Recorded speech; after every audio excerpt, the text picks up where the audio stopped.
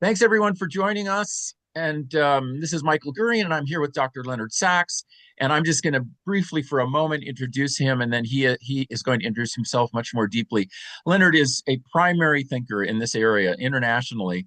I cannot think of anyone better for looking at what boys need than Dr. Leonard Sachs. He's been doing this for decades, and it's really been an honor to kind of be side by side with him in various conferences and follow his work. And I know you're going to get a huge amount out of it. So, Leonard, you take it away, folks. Dr. Leonard Sachs. Well, thank you, Michael, for inviting me to be part of your event. It's an honor. So, a word about my background. I earned my undergraduate degree in biology at MIT. I earned my doctorate in psychology as well as my medical degree at the University of Pennsylvania. I've cut back to part-time, but I'm still seeing patients as a family physician in Westchester, Pennsylvania. I started visiting schools 24 years ago. I've now visited more than 500 schools across the United States, and my visits are posted on my website at leonardsachs.com if anyone's interested in taking a look at the variety of schools I've visited, and it is quite a variety. I've written 4 books, Why Gender Matters, Boys Adrift, Girls on the Edge, and The Collapse of Parenting. But I want to focus in our time together on a strategy I have learned from my visits to schools on motivating boys, because one comment I've encountered very often, and I'm sure, Michael, you've heard this as well, is the teacher who says, this boy is perfectly capable of doing the work. He's just not motivated. And I've encountered that so many times from teachers who are frustrated because this boy is obviously capable of doing the work. He just doesn't care. What do you do to get that boy to care, to work hard? Well, I actually have a lot of strategies, but in this hour, I'm going to share one that I have learned. I didn't come up with this. I learned this from my visits to schools, and it is house competition across all domains of school life. Uh, and I'm going to share with you the way I have seen this done, mostly at boys' schools. And then I'm going to share with you how you do it at co-ed schools. So the way I've seen it done at boys' schools, the assignment to teams is arbitrary. Last name A through E, you're on Alpha team. F through K, you're on Bravo team. L through R, you're on Charlie team. S through Z, you're on Delta team. And that's it. You're on the team.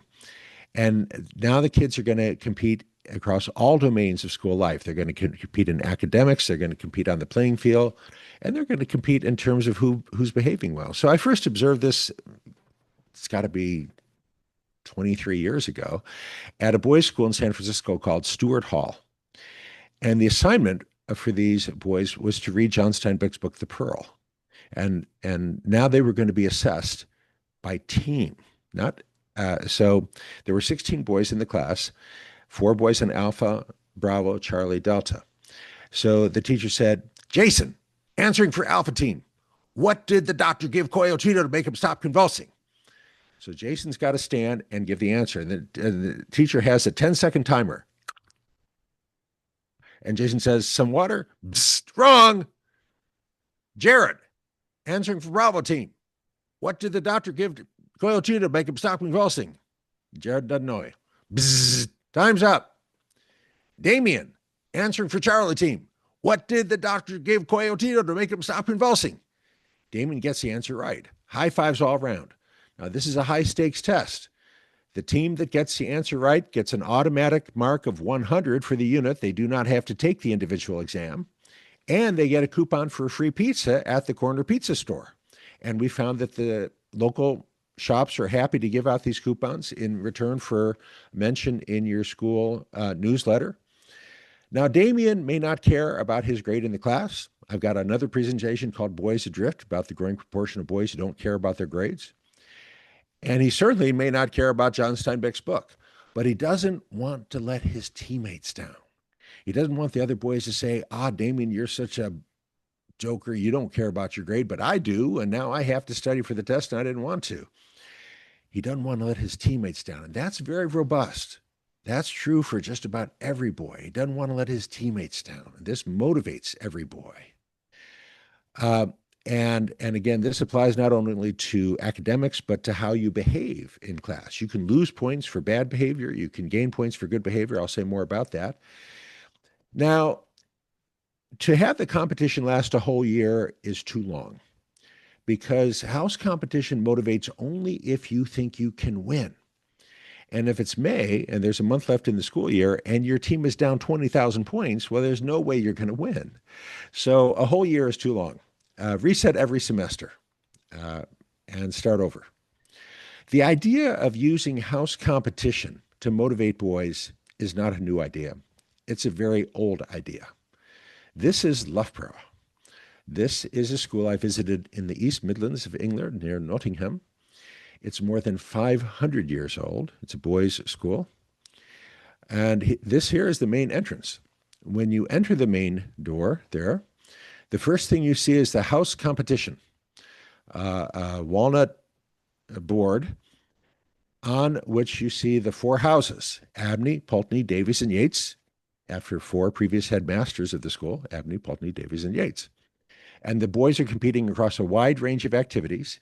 And the house master, the faculty person in charge of the house competition, is handwriting in the numbers for how the different houses are doing. And it's pretty close because they're competing across a wide range of activities. So here's what it looks like. And the house master is written in the numbers, the house competition. Now, this is Christchurch, New Zealand. This is a boys' high school in New Zealand. This is a public school. 1 in 7 high school students in New Zealand graduate from a single-sex public school. Single-sex education is fairly common in New Zealand. And I visited this school on the South Island of New Zealand. When you enter the main entrance, shown here, the first thing you see is the house competition. Again, 4 houses, Deans, Hadley, Pomare, and Sutton, competing across a wide range of activities. Again, very close because they're competing across a wide range of activities. It's a random assignment, but because it's a wide range of activities, it tends to be pretty close.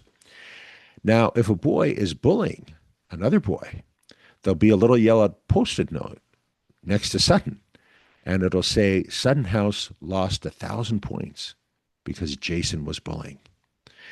And the other boys would gang up on Jason and say, Jason, what's your problem? 1,000 points. Do you not understand how much 1,000 points is? We were in first place. We're now in last place. And the bullying stops because you get the power of peer pressure. All these boys. Now, a discipline referral means very little to this boy. But when all the other boys gang up on him, the bullying stops. You can do this beginning in kindergarten, beginning with 5-year-olds. So this is a K through 8 Montessori school I visited in Bermuda. They chose the names Earth, Air, Fire, and Water. They brought me down specifically to consult with them on their house system. They have a trimester system in Bermuda, which is great because it's not too long, and you reset at the end of the trimester and then reset in November and March for the trimesters. And it builds a culture of respect. I've got another presentation called Building a Culture of Respect. The first chapter of my book, The Collapse of Parenting, is titled The Culture of Disrespect, where I assert that American popular culture has changed. It's become a culture of disrespect. It teaches kids that it's cute and funny to be disrespectful. It starts with the Disney Channel, goes through the Billboard Hot 100, the most popular YouTube videos, most popular TikTok videos, teaches kids that it's cute and funny to be disrespectful. Well, how do you teach kids to be respectful? So that's a different workshop called Building a Culture of Respect. But this is part of it. This is how you do it. This is part of how you do it. Because bad behavior will lose points for your team. Again, discipline referrals don't mean anything to this boy. Discipline referrals will raise this boy's status in the eyes of the other boys. You know, that's great. You send him to the principal's office, he's going to come back with a swagger. Discipline referrals accomplish very little. But this will work because he didn't want to lose points for his team. Being disrespectful will lose points for the team, and it will stop. Now, he has to be fair. This works only if it is seen to be fair. If using the F word loses 50 points in one classroom and 500 points in another classroom, that's not fair, and the kids will not buy in. So There's different ways you can do this, but I think the best way is to designate one staff person to be the house master, to be the person in charge of the house competition school wide. And then the teacher reports to that housemaster the infraction, and the housemaster says, okay, Bravo House lost 50 points because Jason used the F word. Another way to do this is to have a list of all the possible infractions with the points that you lose. The problem is that list is going to be 20 pages long and it doesn't always capture everything. And I have found that doesn't work as well. Just designate one person to be the housemaster and make sure that the same infraction gets the same punishment school wide. The kids are going to elect officers in October, about a month into the school year. And it's a pure popularity contest. That's the way I recommend it. That's the way they do it in Australia and New Zealand. Uh, it's a pure popularity contest. The boys are electing the most popular kids to be the officers. And sometimes teachers are like, what are they if they elect the bully? They never elect the bully. Bullies are not popular. And this is not a guess. We have good scholarly research on who the bullies are. Bullies occupy actually a low rank, around the 40th percentile in popularity, researchers find. Who's the most popular boy in the school?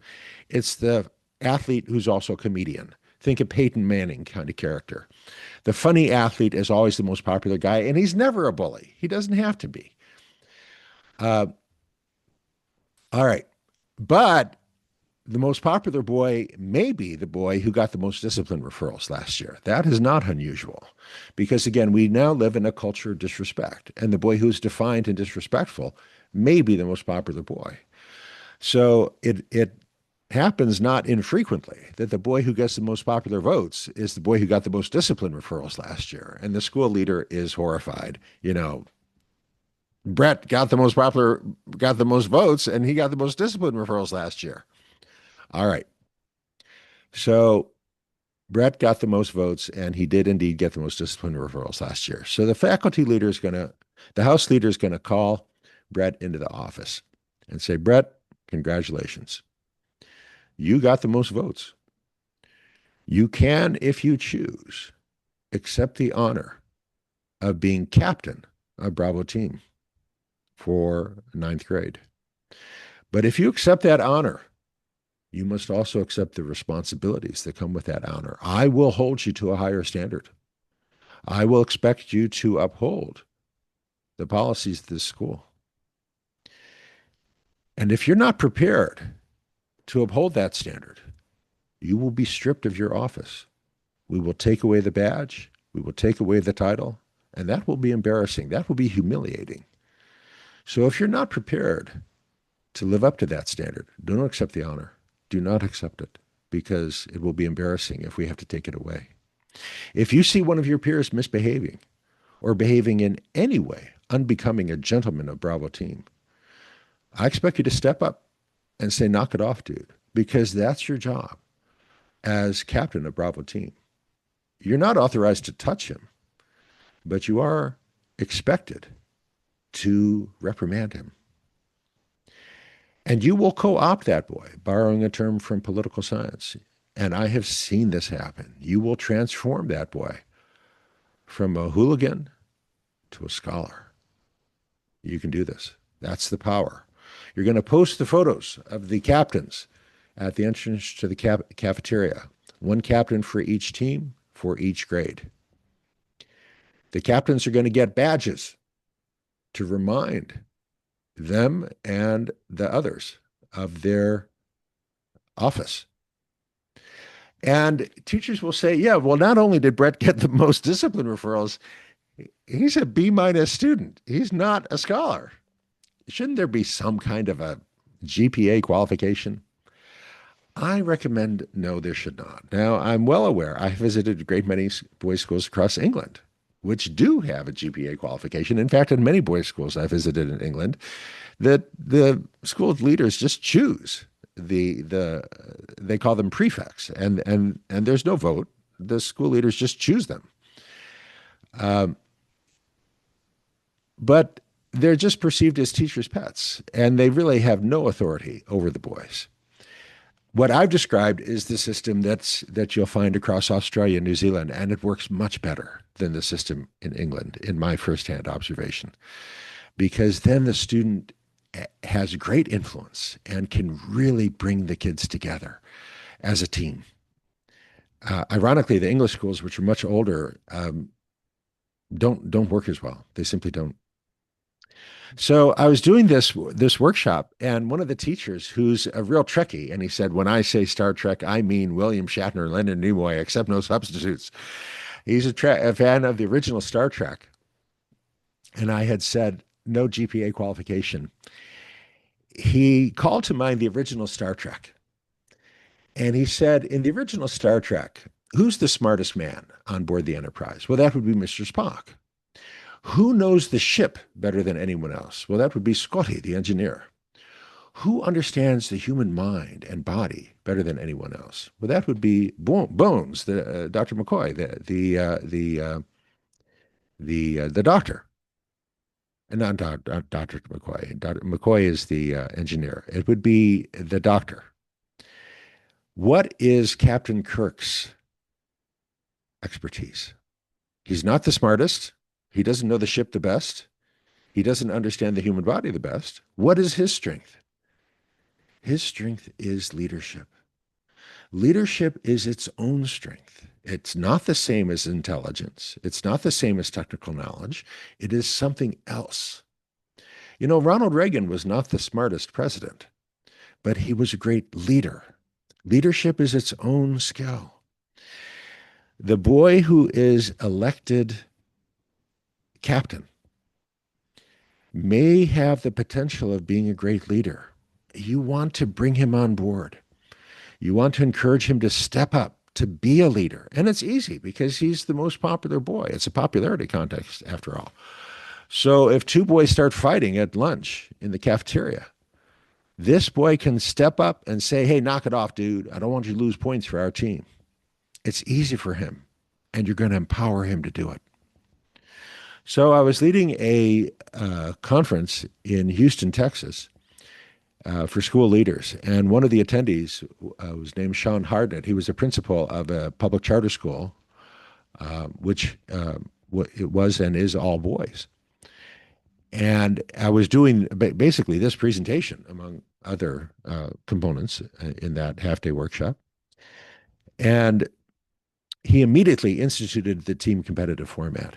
And he sent me an email 3 weeks later.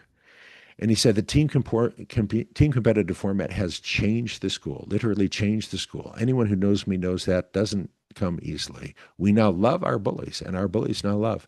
And I called him and we spoke, and he said the bullies have transformed. They're no longer bullies. Instead, they walk around with the captains. None of them were elected captains or lieutenants, but they walk around with the officers, and the officer says, "Hey, knock it off." And the former bully says, "That's right, knock it off." They appoint themselves second lieutenant and walk around with the captains. So the Obama Academy in Dallas, Texas, is a public school, not a charter school. It is an all-boys public school created by the Dallas School Board, a remarkable name for a school board of Republicans in a Republican city, in a Republican state, to choose, the Barack Obama Male Leadership Academy. But that's the name they chose. And they hired me to lead 2 days of training for the inaugural teachers. And I have now led 8 days of training for this school over 4 visits. And at my recommendations, they created 4 houses. But they did something I'd never seen before. They created hand symbols, like gang symbols. House of Decree, House of Expedition is the X. That's Miss Fulbright, the House leader, demonstrating House of Justice, the J, and House of Alliance, the interlocked thumbs. And so many great stories about this school. So there's a trolley that runs from the downtown Dallas on Lancaster Avenue down into South Dallas, and it stops right in front of the school. And one day, 2 boys jumped on board one of the trolley cars at opposite ends and started making their hand symbols to each other. And an older woman went to the security guard on board the trolley and said, "Officer, you should know there's gang members on board this trolley. I just saw them making their gang symbols to each other." Fortunately, the officer knew better and said, "Ma'am, those are not gang members.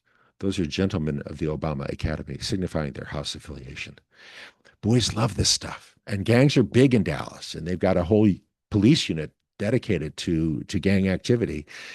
And the unit website says, the young men see this as cool. Well, this school has an answer. You don't have to join a gang. You're a member of the House of Justice. And it's a wonderful answer. So I had said, make a whiteboard or something at the entrance to the school and post the points for each house. They didn't do that. They came up with something better. So each Friday morning, Miss Fulbright has a PowerPoint. Instead of the board at the entrance to school, they keep the boys in suspense. They do a PowerPoint every Friday morning. So if a boy does something amazing, he can earn points for his team. So there's a big school event, and Lester Walton stayed behind to help the custodian. That's 500 points he earned for House of Expedition. And big applause from all the members of House of Expedition. Bracelet. In order to earn a bracelet, no boy in the house school-wide can receive a discipline referral for 7 days. Now, what I have described is very powerful, and it will bring just about every boy on board. But there's often one boy who doesn't buy in, often a boy on the autism spectrum who just doesn't care. This is going to bring him on board because every boy school-wide is going to come down on this boy, and I've seen this firsthand. Every boy in the school is going to say, "Michael, you got to shape up. I want my bracelet." Boys want their bracelet. Each house has a color. You can get 300 of these at online print shops for $50. They're not expensive, but the boys want their bracelet. And this will bring Michael in line. Even though he's on the spectrum, it will bring him online because you've now got every boy in the school saying, "Michael, knock it off. Shape up."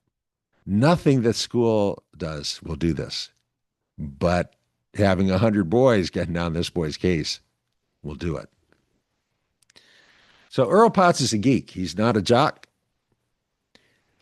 but the school wanted to motivate the boys to participate in the Math Olympiad. So the city of Dallas has a Math Olympiad open to anyone in Dallas, and they wanted kids to show up. So they said, if you show up, you earn 300 points for your house. If you advance around, you earn 300 points for a house. If you get to the top three, you earn 300 points for your house. And they had said this all in advance. And when Miss Fulbright showed this slide, storm of applause from House of Expedition for Earl Potts, who earned 1,500 points for his house. You got the jocks applauding the geeks. And another thing I love about the house competition is that it creates more well-rounded boys because you are going to have athletic competitions. You're going to require every boy to attempt 3 shots from the free throw line on the basketball court.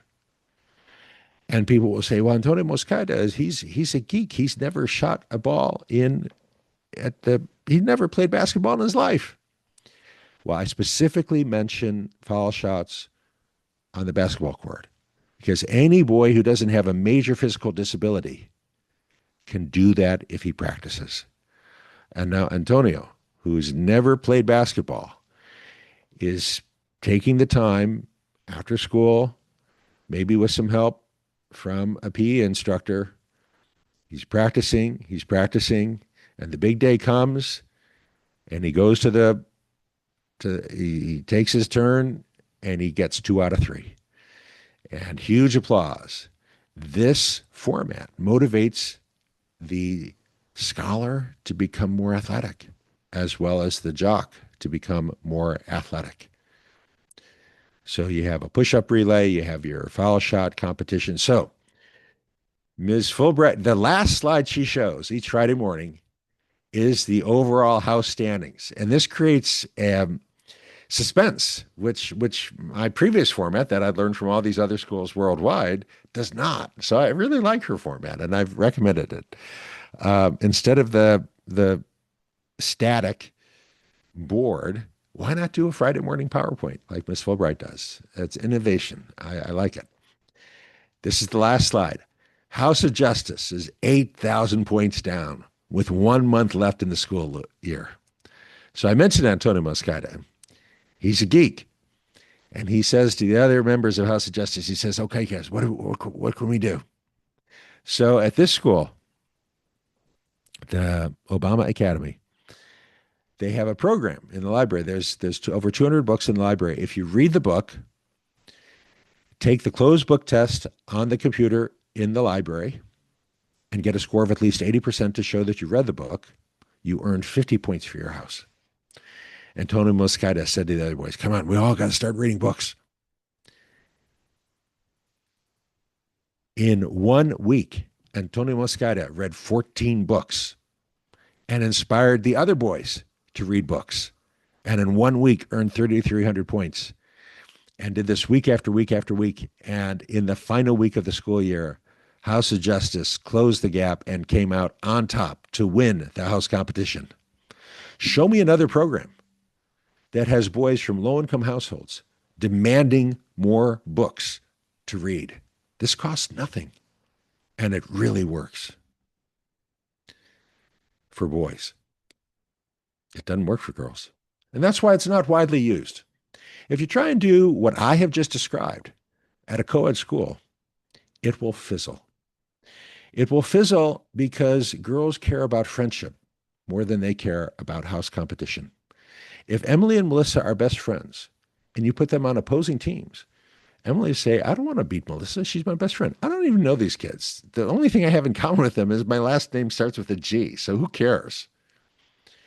If Justin and Jason are best friends and you put them on opposing teams for a football game's sake, Justin will happily run down the field and knock down Jason, his best friend.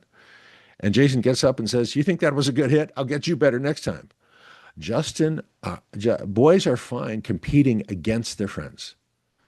Girls prefer to compete with their friends against strangers. This is a robust empirical finding. We have good research supporting this. But assigning kids to teams arbitrarily based on the first letter of their last name isn't going to work at a co-ed school because it's random and it doesn't motivate girls.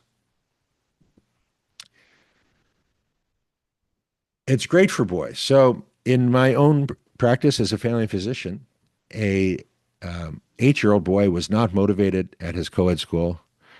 Mom asked me what I could do. I said, transfer him to Mater Dei, which is an all-boys elementary school in Montgomery County, Maryland. They've got team competition, blue against white. A through K is on blue, L through Z is on white, and it works great. And so she did. She followed my advice, but he didn't know anyone there. He had friends at his old school. He didn't know anyone at the new school. And the end of the second week, she heard him crying in his bedroom. And she went into his bedroom and she said, I appreciate you're trying the new school, but if it's really that awful, I can try calling your old school, see if we can get you back in. And he said, through his muffled tears, he said, blue team never gives up. And she told me she had to put her hand over her mouth to keep from laughing because she wanted to say, the only reason you're on blue team is because of the first letter of your last name. It doesn't really signify anything. But he'd already bought into it. And this was many years ago. He did fine and he's gone on. He's doing just fine. Boys buy into it. They make it more real than it really is. Boys love this kind of house competition, but it doesn't work for girls. So why am I wasting your time? Why are we talking about this? Well, I'm a big fan of the original 7 Harry Potter books. I read all 7 of the books to my daughter at bedtime. I know the books well.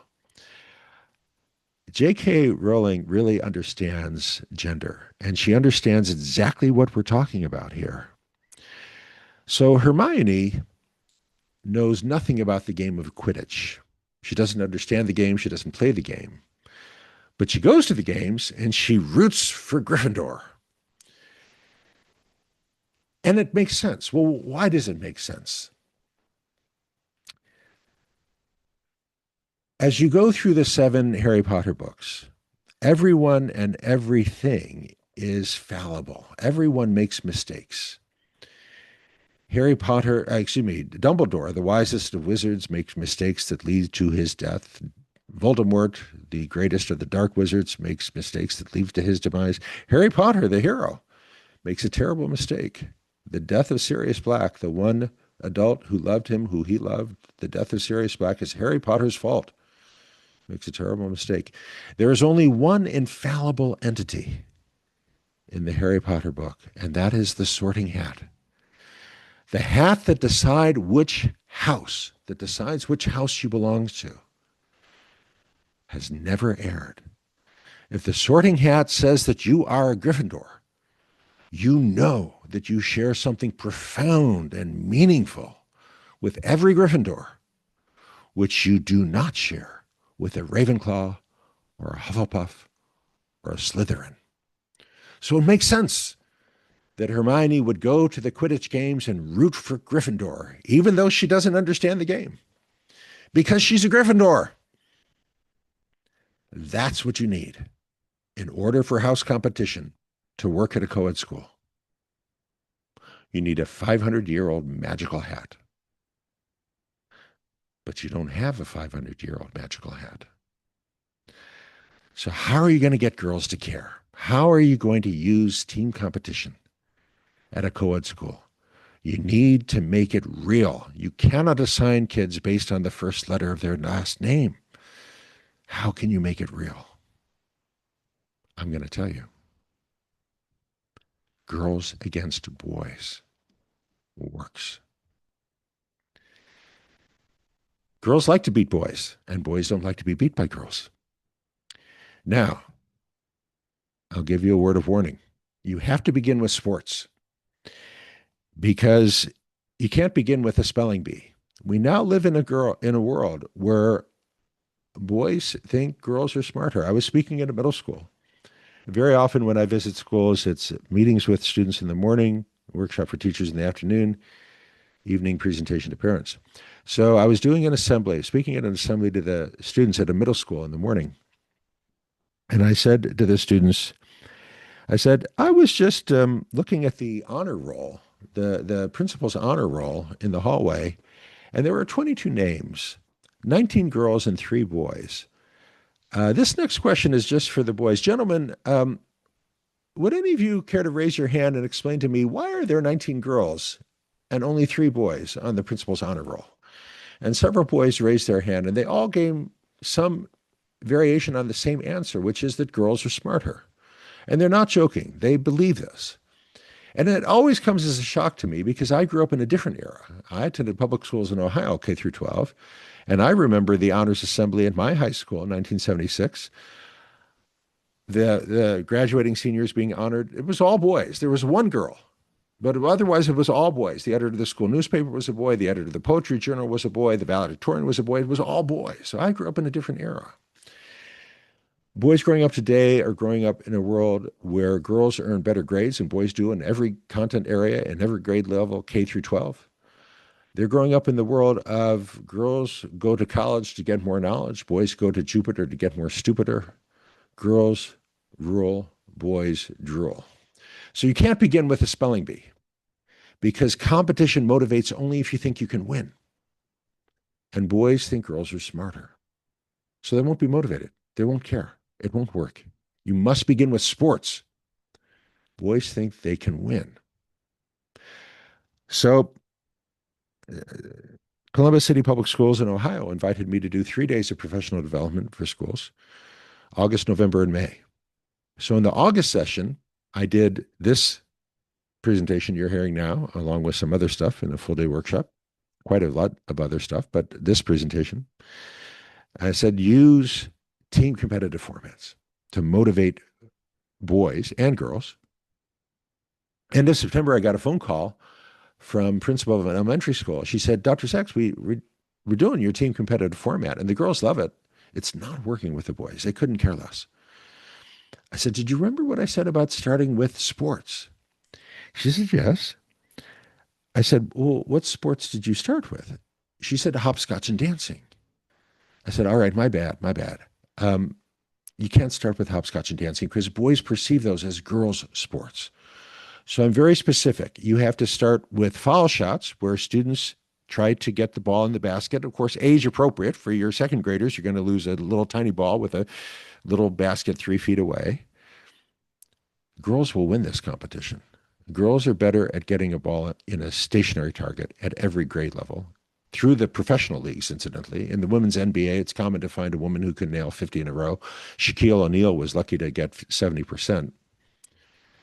Boys are better at hitting a moving target. Women are better at hitting a stationary target. Tug of war is great, K through 8. The boys think they will win. They will lose. The 11-year-old boy doesn't know that the average 11-year-old girl is bigger and stronger than the average 11-year-old boy.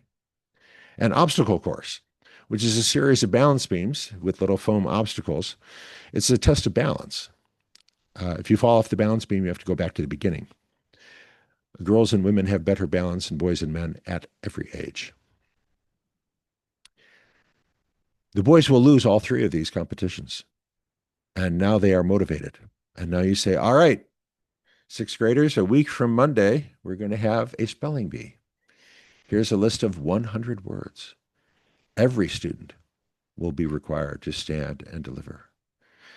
And now this boy, you can't do individual competition because, again, individual competition motivates only if you think you can win. And this boy doesn't think he's a very good speller, so he doesn't care. But team competition, girls against boys, this boy knows his contribution could be decisive. And now he will be motivated because he just lost, the boys' team lost 3 sports competitions. He can look at a list of 100 words and prepare for the spelling bee. So Foley Intermediate Public School in Baldwin County, Alabama, across the bay from Mobile, adopted this format. And here's the girls pulling the boys across the gym floor, winning the tug of war. Van Deventer Middle School in Wood County, West Virginia, hired me to meet only with the 6th grade teachers for reasons still unclear to me. And I said, okay, yeah, do girls against boys. Uh, and the boys team beat the girls team and then beat the 7th grade team, which was co-ed, and then beat the 8th grade team, which was co-ed. It cost nothing to do this. Boys were demanding more books to read. Mackenzie Lackey, the lead teacher, went down to the basement, got an old volleyball trophy, knocked off the volleyball, and wrote Battle of the Books with a blue Sharpie. This is the champion team at Van Deventer Middle School in Parkersburg, West Virginia, which happens to be a Title I school. These are boys from low-income families. If you understand gender differences, you can break down gender stereotypes. And boys from low-income families will be demanding books to read and beating the girls. So again, you'll find more on these topics in my books, Why Gender Matters, Boys Adrift on the Edge, and The Collapse. All of my books are available as audiobooks, and they actually allowed me to read the audiobook for the new edition of The Collapse of Parenting. My books are available in translation in 12 different languages, some of which are shown here. I hope you'll check out my website, leonardsacks.com, sign up for my free monthly newsletter. This was a very short presentation on just one aspect. I've got lots of other presentations. Gender-aware instructional practices for the content areas is popular. Actually, one of my most popular presentations right now is dealing with difficult parents. I talk about the different kinds of difficult parents. The parent of the child with a psychiatric disorder who says, my child's on the spectrum, you had no right to discipline him. How do you answer that? What do you say to that parent? The affluent parent who is arrogant and condescending, how do you work with that parent? That's all I had to say about using competition to motivate boys and deploying that strategy at a co-ed classroom. Michael, I'd be curious to hear your thoughts. Yeah. Oh, brilliant. Well, thanks, Leonard. Just absolutely brilliant. I hope everyone, looks at putting that in motion. And there's a number of things in there that are really neat to talk about. One is, I know you and I both agree that we really like boys' schools, if they're well trained and well run. Mhm. I heard that coming through, and I do think it's so important. I'd love to talk a little more with Yeah. you about I want to emphasize that. that if they're well trained, Yeah, uh, the worst school I visited on the planet is a boys' school, where the jocks beat up the geeks and the teachers say boys will be boys. And incidentally, this particular boys' school is very well regarded because the graduates go on to attend some highly selected universities. But a boys' school has the potential to be a Lord of the Flies, whereas I said, the jocks beat up the geeks and teachers say boys will be boys. So boys' schools can be awful places. And just because there's no girls there doesn't make it a good school. It has to be led by teachers and administrators who understand how to take advantage of that format to teach boys to be gentlemen, because otherwise it can be a nightmare. yeah, absolutely, absolutely. Everyone has to be on board. The parents also, right, in the community Hmm. have to be on board. Everyone has to be on the same page, using the innovations and the strategies that work. Um, so that was one thing that I heard might be neat. Might It might be a neat thing to talk a little bit about why also girls' schools. Why is it? You and I read history, and I think listening to you that we're the same age. You Hmm. graduated 76 and 77. oh, 77. Okay, and I graduated 76. So I'm Yeah. I'm 67. Are you 66? I'm 65. 65. Okay. All right. Okay, so very similar in age. So right, we're Yes. raised in similar We generation. both And saw the original Star Trek. oh, we saw the original Star Trek. Yes. Um yeah, so boys schools when we're little, I didn't go to one. I'm all public school, but Mhm. there were a lot of them, right? And then we know for all sorts of political reasons, and please talk more about it. They got kind of pilloried and destroyed. Now we're trying to find a revival of boys and girls schools, good for both, for certain kids, right? Both. So, do you see, what do you see in the evolution of this? Because I'm seeing more boys and girls schools erupting. What are you seeing?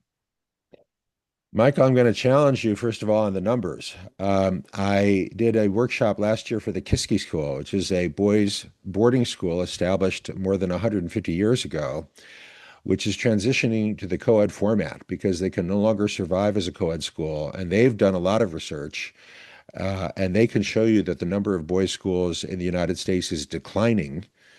And despite their long and prestigious history, drawing students not only from across the United States but from more than 20 countries worldwide, they cannot survive as a boys' school. The number of boys' schools in the private sector is declining, and the number of boys' public schools. There are 45 boys' public schools in the United States, which is a big increase from 30 years ago when there was one. But most of those boys' public schools serve low-income neighborhoods Right. where the parents cannot find any alternatives. And there are many obstacles to launching boys' public schools, and the biggest one is parents. Parents will say, look, the real world is co-ed. School should prepare kids for the real world. School should be co-ed. So you need to explain to parents that that's a fallacy, that the co-ed public school, the co-ed school, public or private, is nothing like the real world. It's a very peculiar world where what really matters is who's cute and who likes who. It's very unlike the real world.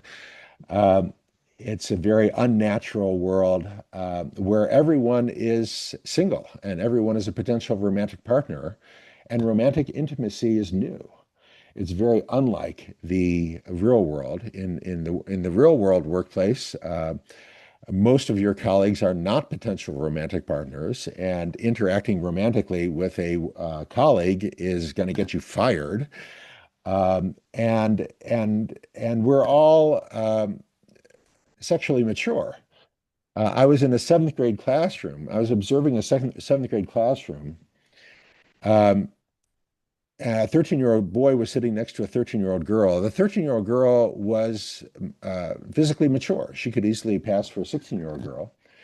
The 13-year-old boy could easily have passed for a 9-year-old boy. He had not really yet begun the process of puberty. that this was January, after the Christmas break. The teacher had assigned everyone to prepare a little public speaking to describe at least 2 minutes, not more than 3 minutes, something that happened over the winter break. So the girl got up and talked about how she'd went to the mall, and these high school boys started following her around, flirting with her, and she was creeped out, and she went to the security guard, and the boys went away. And the teacher said, "Thank you very much." The boy got up and started talking about a new show on the Star Wars channel, which really excites him because he is in tune with the dark side of the Force.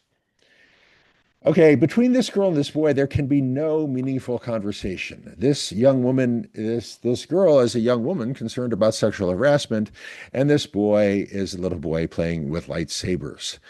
The co-ed school is nothing like the real world. It's a very unusual and unnatural world. And this is not a guess, incidentally. Deborah Tannen and other scholars have shown that the way that girls and boys use language is profoundly different. A second grade boy has more in common with a boy at college than he has in common with a second grade girl in terms of the way he uses language, uh, the way so girls look at one another, make eye contact.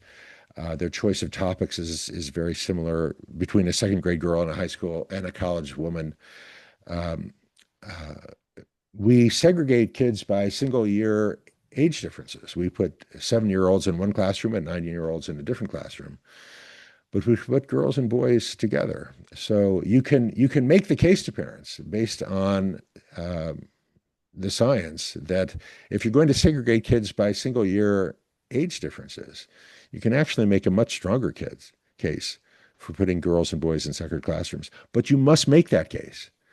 If you don't, parents will not sign their kids up for single sex classrooms because they will say the real world is co-ed. School should prepare kids for the real world. School should be co-ed. Parents will say, look, I wouldn't send my daughter who's white to a school just for white kids. If it's wrong to segregate kids on the basis of race, how can it be okay to have a school just for girls? So there's a lot of preparation that schools must do. Otherwise, the school will fail. And I've seen this firsthand. Yeah, absolutely. Um, one place we saw an eruption, although as you say, I mean, it is hard to sustain, but one place we saw an eruption of single sex we're in the public school academies, like, LA Unified Experiment in New York, they experimented with having an academy and sometimes an academy that's specializing in helping Black boys, in helping Black girls, right? Children of color. And one thing that we ended up doing, the Gurrian Institute team, is we worked with Head Start, and they experimented with having, classrooms are co-ed, obviously, at that age, but they experimented with a boys' classroom, girls' classroom, and it initially was like you said, the parents are like, huh? Um, but very quickly, like the parents of the boys in the boys' classroom and the parents of the girls in the girls' classroom were really supportive. And it's really to your point, it starts so young, where these differences are robust and where it's wise to at least experiment with having boys only and girls only. Even if it's going to experiment, just look at it. And communities, when they look at it, if it's well run, as we've Yeah. said, Let well me run, well trained, even in the preschool, let it me let it me can work. interrupt you though and say one other thing. Never ever use the E word. Never use the word experiment when you're talking to parents about this. Never say we're going to experiment with single sex classrooms. Parents don't want you experimenting on your kids. Say we are going to deploy best practices learned from many schools across the United States to boost achievement and motivation for your kids. Never, ever, ever, ever use the word experiment. Don't even use the word pilot project. Because again, we have learned the hard way that experiment pilot project gets a very bad reaction from parents. Say, we are going to deploy best practices learned from other schools in the United States to boost achievement and motivation for your child. Okay.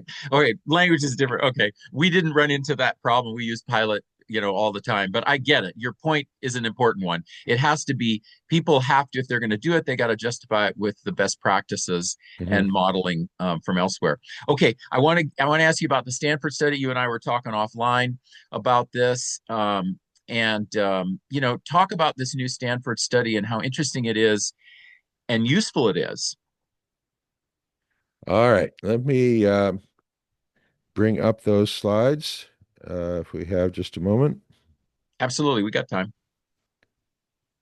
Okay,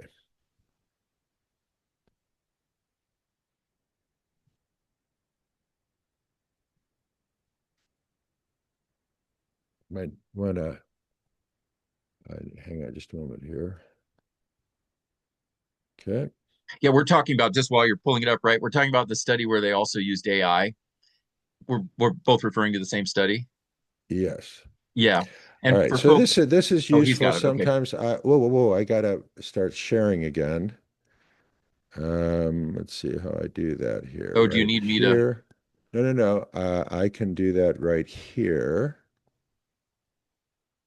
and share Stanford study here and share Stanford study. And you should see our male and female Yep. real categories. Yep. Got it. We All can see right. it. So when I speak to teachers, sometimes have a teacher say, "Look, I just earned a degree in gender studies, and I studied Judith Butler, who taught us that male and female are just social constructs. As she wrote, gender is not a fact. The various acts of gender create the idea of gender. Without those acts, there would be no gender at all." And I can tell you from firsthand experience that her ideas are accepted as authoritative at indeed just about every large public school district in the United States. Well, last year, Stanford Medical School published this study in one of our most prestigious uh, peer-reviewed scholarly journals, the Proceedings of the National Academy of Sciences, and used very sophisticated methods to look at the fingerprint of the resting human brain. When you're resting, when you're at rest, your brain doesn't shut off. You're thinking about what you've done, what you're going to do, where you've been, where you're going to be.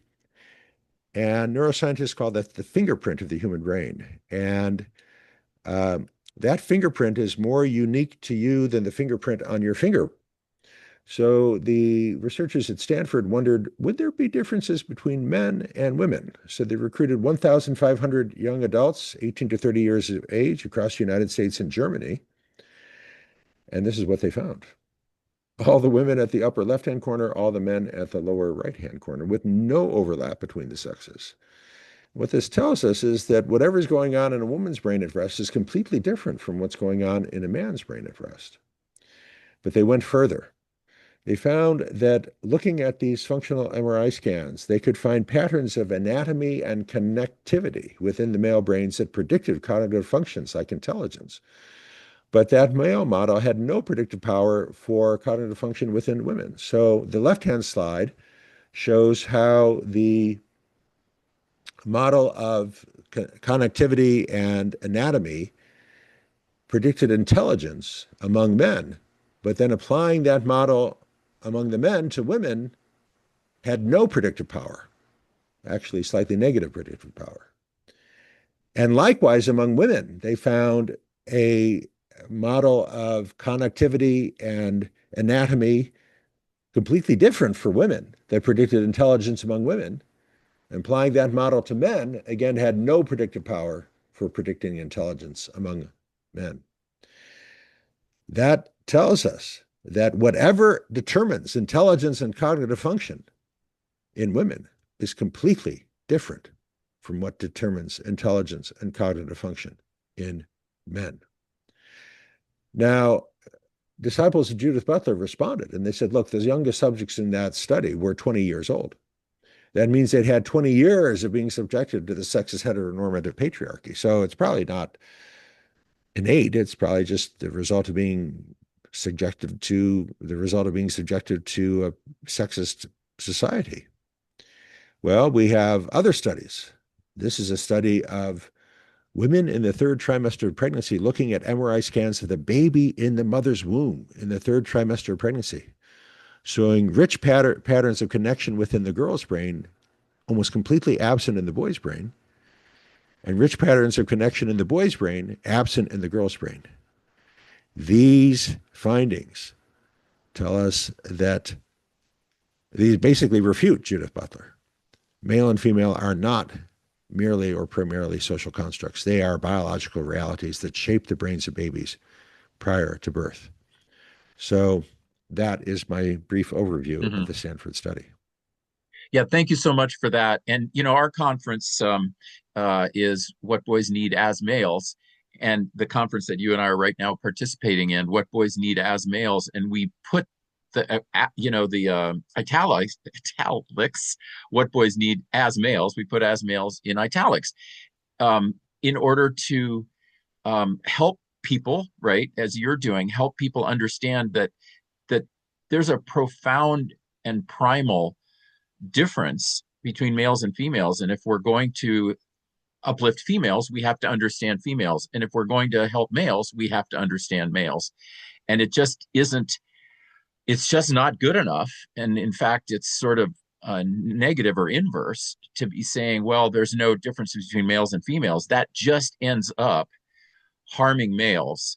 Um, so And anyway, I females. gave a speech, Yeah. but you know what I'm saying. Yeah.